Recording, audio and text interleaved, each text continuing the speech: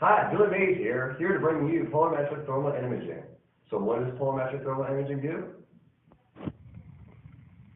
If we're using polarimetric thermal camera, right now, you'd be able to see my face and run facial recognition to see I'm really not Billy Mays. This technology has many other uses, which we'll describe to you shortly.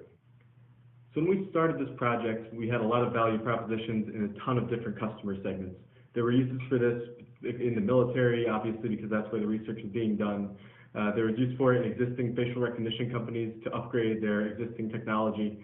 State departments around the world might be interested in this kind of technology.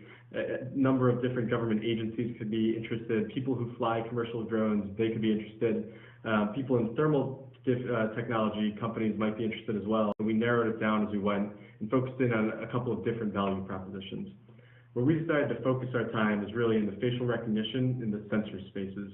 And the reason for that was because as we went through and just did some initial interviews, it became clear that that's where a lot of the money in these markets was. So we wanted to focus on where there was real opportunity to make a company succeed. So here's where our technology has a bit of a capability gap. On the left, you can see this is an ATN night vision camera, and the cost is $9,000. You can see that it has very sharp edges and clear picture. On the right is, from the previous slide that you just saw, is using a Polaris sensor that ARL has contracted out, which costs $50,000. Given our research of polarimetric thermal imaging, we've developed a short-term, middle-term, and long-term strategy. For the short term, we want to make sure that this technology gets to a mature level to be competitive.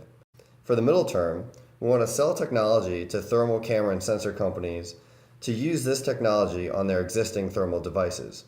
And for the long term, we want to go after mature and lucrative markets like oil and gas. Given all of this, although this is a technology that has potential, it is not ready to hit the open market, which is why we have labeled this a tentative go.